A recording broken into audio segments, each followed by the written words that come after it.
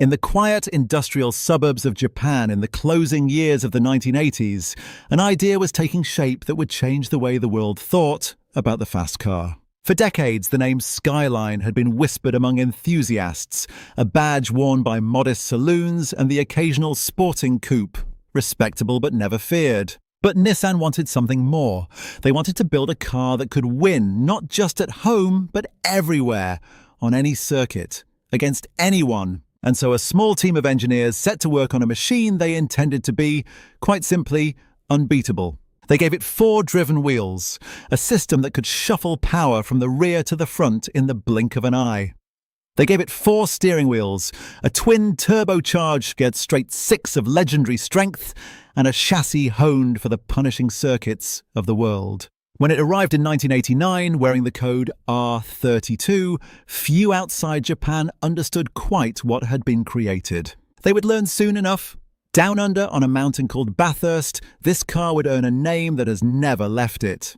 The Australians called it Godzilla, and the story of how it earned that name is only just beginning. To understand why they named it after a monster, you must first understand the mountain it conquered. Mount Panorama at Bathurst is like no other circuit on Earth, a public road that snakes up the side of a hill and plunges back down.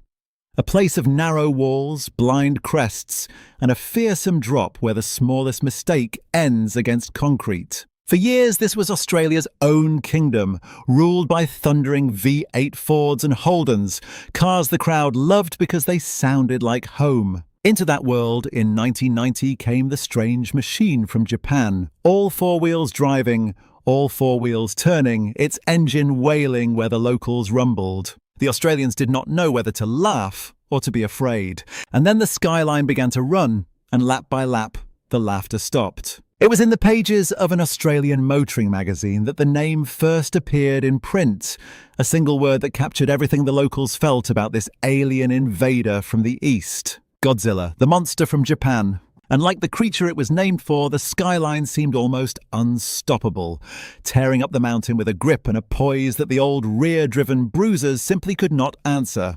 Where the V8s fought for traction out of the tight corners, clawing at the tarmac, the Nissan simply hooked up all 4 wheels and fired itself forward, calm and merciless. The men behind the wheel were among the finest Australia had ever produced, and in their hands the machine became something close to perfect. The crowd, raised on a diet of homegrown thunder, watched with a mixture of awe and quiet resentment as their beloved mountain was tamed by a foreign hand. They had wanted a monster to fear. Now they had one, and it was only getting started. By 1991, the monster had stopped merely competing. It had begun to dominate. When the great endurance race returned to the mountain, the Skylines lined up at the front, and from the drop of the flag, they simply drove away from the field, pulling out a lead that grew with every merciless lap around Mount Panorama. Behind them, the Fords and the Holdens fought like lions, engines howling, tires smoking, giving everything the crowd could ask for. But it was not enough. It was never going to be enough. The men who steered the Nissan that year were Jim Richards and the young New Zealander Mark Scaife, a pairing of cool experience and raw rising talent, and together they made the impossible look almost routine. Lap after lap, the red and white machine flowed up the mountain. 4 wheels driving, 4 wheels steering, and the gap to everyone else stretched into something that no longer looked like a race at all. The victory, when it came, was total. But the crowd's feelings were only hardening, and the greatest storm of all was still 1 year away.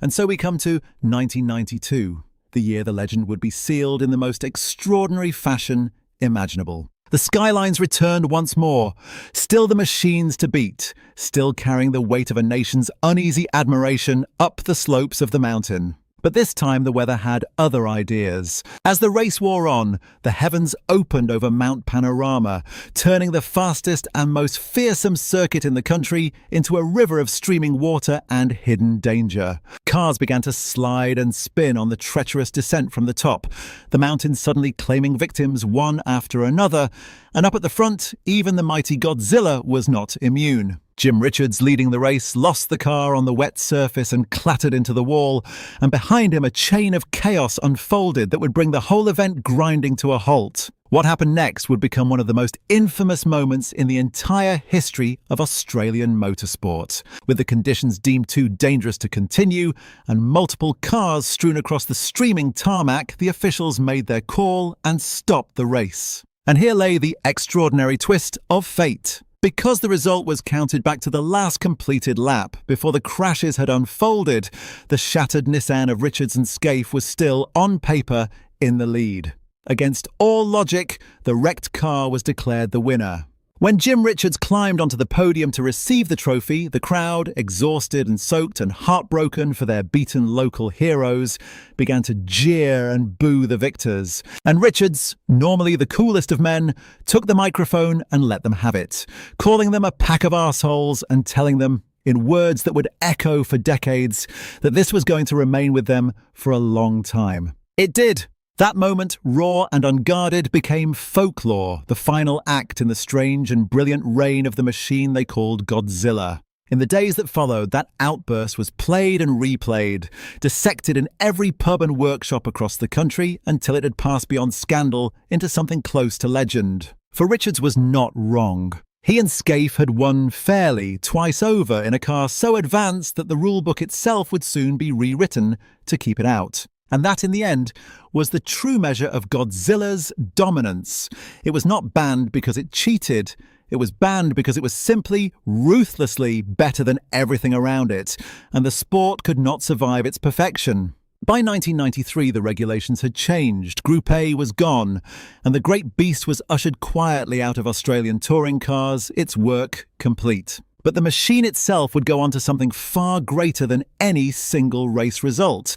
It would become a myth, worshipped by a generation who would take that same engineering and unleash it, not on the mountain, but on the streets and the drag strips of the world. And so the legend crossed an ocean, and it multiplied. What had been a factory weapon honed by engineers in white coats now fell into the hands of the tuners, the backyard mechanics, the dreamers who saw in that twin turbocharged straight six an almost limitless well of untapped power. For beneath the badge sat an engine of legendary strength, the RB26, an iron block built to withstand pressures far beyond anything the road ever demanded of it. In workshops from Osaka to Sydney to the industrial fringes of England, they learned its secrets, one bolt at a time. They bolted on larger turbos, forged new internals, remapped the electronics, and coaxed from that same six-cylinder heart numbers that would have seemed pure fantasy to the men who first raced it up the mountain. 500 horsepower became achievable.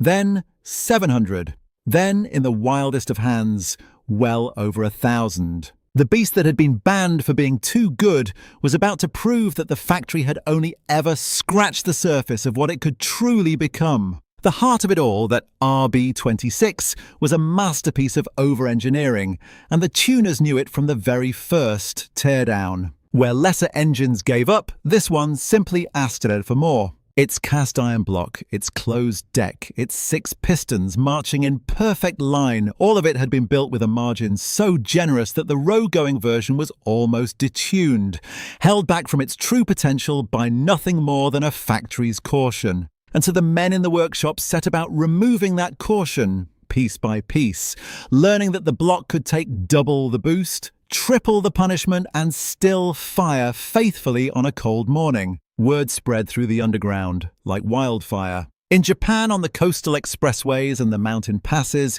a new breed of driver emerged, chasing top speeds that belonged more to aircraft than automobiles, all of it built upon that same unbreakable straight six. The factory weapon had become a canvas, and a whole generation was about to paint upon it in ways Nissan had never dared imagine.